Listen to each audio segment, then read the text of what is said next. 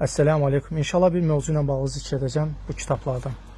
Deməli, öncə kitabları bir zikr edim. Deməli, bu İmam Əhmədin oğlu sünnə imamlarından olan Abdullahın kitabı sünnəsidir.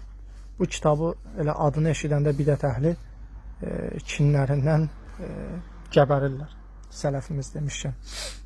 İkinci kitab isə Əhl-i Sünnətin usul etiqadına dair yazmış İmam Lalakayinin nədir? Əhl-i Sünnət və cəmaatın etiqadı. Burada nədən bəhs edəcəm? Deməli, bu kitabda, məsələn, İmam Əhmədin oğlu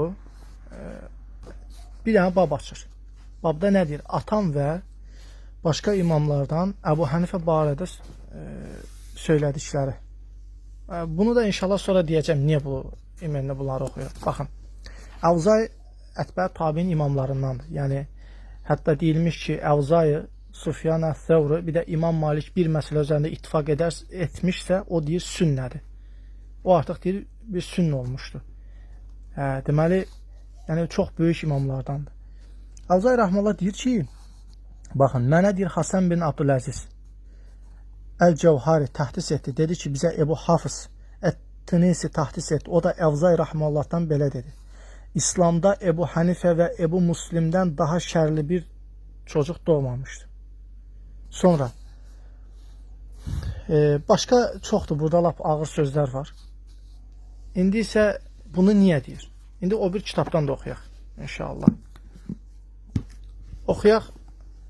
Burada İmam Lalakayı murciyələrin kötülükləri haqqında nəql edilənlərin zikr edilməsi bab açır. Deyir ki, Sufyan diyor ki, bakın bak bayaq kimi dediği Evzayini. İndi ise Sufyan'dır. Sufyan diyor ki, Abbad bin Kesir'in şöyle dediğini duydum. Ebu Hanife'den 2 defa tevbe etmesi istendi.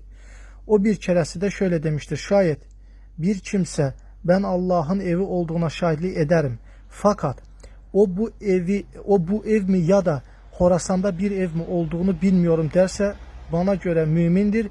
Yine o kimse ben Muhammed sallallahu aleyhi ve sellem Allah'ın Resulü olduğuna şahitlik ederim. Fakat o Resul Medine'de olan mı ya da Horasan'da bulunan mı biri miydi bilmiyorum derse bana göre o mümindir. Deməli, nədən dolayı Əbu Hənifədən tövbə edilməsi istənilib? Ona görə ki, bu günlərin qulət murciyaların etiqatı olubdur. Məsələn ki, burada da gətirir. Bax, deyir ki, Hamza bin Haris babasından rivayet edir ki, o belə demiştir. Adamın biri Məscid-i Haramda Ebu Hənifəyə ve Ebu Hanife'ye Kabe'nin hak olduğuna şahitlik ediyorum ama o bu ev mi değil mi diyen bir adam hakkında soru sorulduğunu duydum. Ebu Hanife o gerçek bir mümindir dedi. Bu günlərin bəzi Mədinə tələbələri var. Soruşursan ki, bir insan la ilahe illallah deyir ama ne dediğini bilmir. Və yaxud hətta bəziləri o qədər qulətdir ki, yəni söz tapa bilmirəm onlar. Onlar deyir ki, hətta Peyğəmbəri tanımayan bir adam, Peyğəmbərin kim olduğunu bilməyən bir adam özünə müsəlman desə müsəlmandır. Buraxın onun özünə müsəlman deməsini, onun müsəlman görəni belə sələfimiz təkfir edib. Yəni Əbu Hənifəni tövbəyə çağırırlar, təkfir ediblər. Hətta bu kitab-ı sünnədə Ebu Hammed bin Sələmədən gəlir. Deyir ki, yəni cəhmini ilk ortaya çıxardanlardan birisi Küfədə Əbu Hənifə olub. Və cəhmilərin də iman məsələsində bəllidir də, bu günkülərlə eyni iman üzrə idilər. Yəni bu Əbu Hənifə kimi bir adamı, yəni bir alim, onu belə yəni tövbəyə çağırıb sələfimiz. Subhanallah. Bu günlərində gətirirlər, bu fətva ümumi deyil, bu müəyyən deyil. Əbu Hənifə bir cəmaat, nə bilim bir qrupun adı deyil. Əbu Hənifə müəyyən bir şəxsdir. Və müəyyən şəxsi tövbəyə çağırıblar.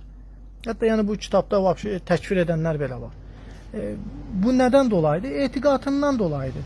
Hətta İmam Əvzay deyir ki, bizim onunla düşmənçiliyimiz onun deyir, İslamı deyir, qısaltması, xəfiflətməsindən dolayıdır. Yəni, bu günlərim düşmüşlər, şirk edən gecə gündüz pirdə yatanı savunurlar, nə bilim ağlına gələn bu ümumi fatvadır, bu müəyyən fatvadır. Subhanallah, yəni bunu nədən dolayı oxudum? Heç oxumaq istəməzdim. Çünki bilirəm ki, buna görə buğzları artanlar çoxdur, nifrət edənlər çoxdur. Çünki özlərinə sələf deyib, hələ sələfin kitablarından xəbər olmayanlar var. Bir zümrə bunlardan var. Bir zümrədə ki, bu Abdullahı yalancı çıxardanlar var. Nə Əbu Hənifə haqqında söz deyib. Abdullah yaxşı deyibdir. İmam Lalakayı da yaz, bax. Hələ indi o bir kitabları oxumamışam. İnşallah onu oxuduqca da o bir kitablar da gələr. Yəni tək bunlarda deyil ki, müasir şeyxlərdən Şeyx Adil Həmdanı oxusa, onun kitablarını, Allaha həmd olsun, Şeyx Adil Həmdan daha gözəl açıqlayır bu məsələləri.